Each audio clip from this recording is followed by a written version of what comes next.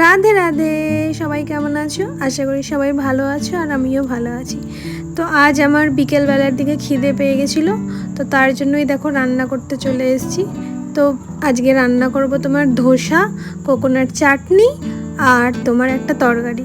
তো প্রথমেই তোমার কোকোনাট চাটনিটা করব, তার জন্য মিক্সার গ্রাইন্ডারে কোকোনাট, কারি পাতা, আদা, লঙ্কা আর তোমার একটু জল মিশিয়ে একটা দরদরা পেস্ট বানাই। তো তারপর এটার মধ্যে দিই পরিমাণ মতো দই দিয়ে আবার এটাকে ভালো মতো ঘুরিয়ে একদম মোলায়েম একটা পেস্ট তৈরি করি। এবার এতে দেব ছোক। তো তার জন্য গ্যাস জ্বালিয়ে কড়াই বসিয়ে দিয়েছি আর কড়াইয়ে দিয়ে দিয়েছি পরিমাণ মতো সাদা তেল।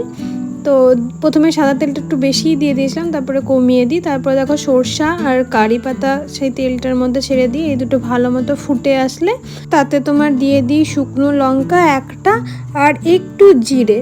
তো এইগুলো ভালো মতো তোমার তেলে ফুটে গেলে এটাকে তোমার পেস্টটার মধ্যে দিয়ে ভালো মতো নাড়াচাড়া করে রেখে দিই। তারপর দেখো ওই তরকারি বানাবো বলে মিক্সার গ্রাইন্ডারে তোমার টমেটো, আদা আর লঙ্কার একটা পেস্ট তৈরি করে নিই। এবার কড়াইয়ে সরষার তেল দিয়ে দিয়েছি, তেল গরম হলে তাতে জিরা ফোড়ন দিই। তারপর জিরাটা একটু ফুটে আসলে সেই যে পেস্টটা বানিয়েছিলাম সেটা দিয়ে দিই। এবার আস্তে আস্তে ওটার মধ্যে হলুদ, জিরে গুঁড়ো, ধনা গুঁড়ো, এই পরিমাণ মতো নুন আর তোমার সামান্য একটু চিনি দিয়ে ভালো মতো নাড়াচাড়া করি। দিয়ে যখন তেলগুলো ছেড়ে দেয় তখন তাতে সেদ্ধ করা আলু একটু স্ম্যাশ করে দিয়ে দিয়েছি। দেখো দেখতেই পাচ্ছ, মানে পুরোপুরি কিন্তু পেস্ট নয়, একটু হালকাভাবে। তো দিয়ে দেখো ভালো মতো নাড়াচাড়া করে নিই যাতে আলুর সাথে ওই মশলাটা ভালো মতো লেগে যায়। এবার দেখো জল দিয়ে দিয়েছি এবং তরকারিটা ফুটেও গেছে। এতে একটু কারি পাতা দিয়ে দিলাম, দিয়ে বন্ধ করে রেখে দিয়েছি। এবার চলে এসেছি দেখো ধোসা বানাতে, সব থেকে ডিফিকাল্ট কাজ। তো প্রথমেই জল দিয়ে মুছে নিয়েছি, তারপরে দেখো ধোসা বানাতে স্টার্ট করেছি। তো এটা তো তোমার ধোসা কম আর গোলা রুটি হয়ে গেছিলো, দিয়ে আমার প্রচুর রাগ উঠছিল, তাই বলে আর ভিডিওটা করিনি, যদিও উঠেছিল ঠিকঠাক। বাপরে বাপ, ধোসা বানানো যে এতটা ডিফিকাল্ট আমার জানা ছিল না। মানে সব কিছু পর্যন্তই ঠিকঠাক ছিল। সাম্বার বলো, সাম্বারটা আমি বানাইনি, আমি একটা আলুর কি তরকারি বানিয়েছিলাম সেটা, কোকোনাট চাটনি সেটাও ঠিকঠাক ছিল, কিন্তু এই ধোসা বানাতে কি আমার মাথার ঘাম পায়ে পৌঁছে গেল। গোল হচ্ছে না, গোল হচ্ছে তো উঠছে না, উঠছে তো ধোসার শেপে আসছে না, অন্য কিছুই দেখতে হয়ে যাচ্ছে না খেতে। মানে একটা ধোসাতে সেই যে একটা কড়কড়া ভাব থাকে সেটা গায়ে পুরো কি বলবো, সেই গোলা রুটি বলে বা সামথিং, মানে একটু নরম নরম ভাব কেন হচ্ছে জানি না।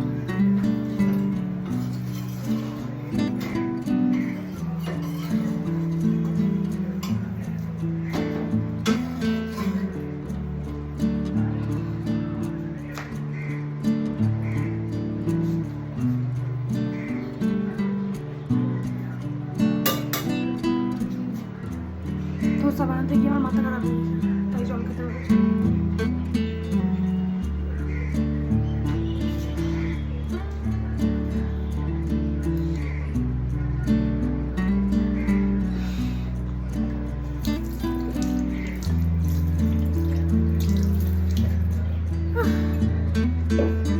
এবার তাহলে চলো না ব্যাট যাই, আমি কিছুটা ব্যাটার এখনো গুলে রেখেছি, এটা একটু পরে করবো। আর এখানে কিছুটা করে নিয়েছি, তরকারি তো দেখেই নিয়েছি। এই হলো তরকারি আর এই কোকোনাট চাটনি। এখন তো সব তো হয়ে গেছে, বাট নরম, আমার তো নর্মাল খেতে ভালো লাগছে না। এই যে ধোসা, এই তোমার এক পাশে কোকোনাট চাটনি,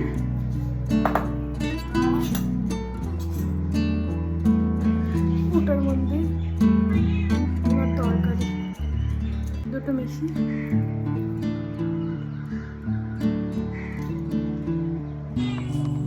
চলে এসছি। বাসন মাজতে দেখবে, দেখো কি বদমাস, তখন থেকে চিৎকার করেই যাচ্ছে।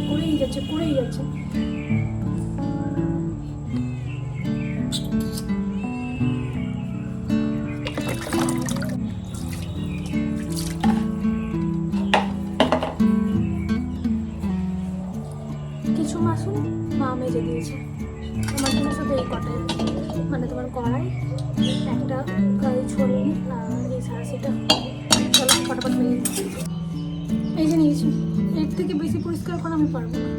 কী বলো তো, হাত দিয়ে সব করতে হতো না, মানে একটা দিদি কাজ করতো, তো এখন আমি করবো না, তাই করতে হচ্ছে।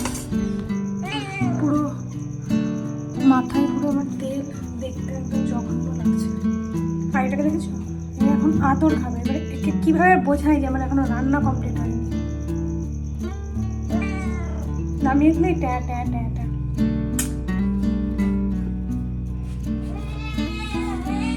চলো বাকি দোসাগুলো আমি করে নিই।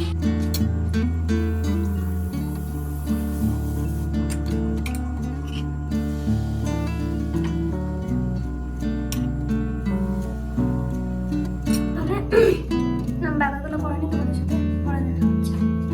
বর্তমানের জন্য টাটা।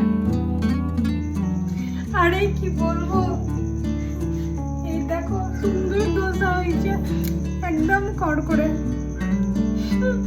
আমি ভাবতে পারিনি হবে। চলো এটাই বানাচ্ছি, বাকিগুলো করে নিই। এই দেখো মা সন্ধ্যা দিচ্ছে, সন্ধ্যাই পড়ে গেছে, বিকেল থেকে সন্ধ্যা হয়ে গেছে। তো তোমাদেরকে বলেছিলাম যে তাড়াতাড়ি যদি রান্না হয়ে যায় তাহলে ছাদে যাবো, তো চলে এসেছি ছাদে। দেখতেই পাচ্ছ পেছনে গাছপালা। ধোসা কমপ্লিট।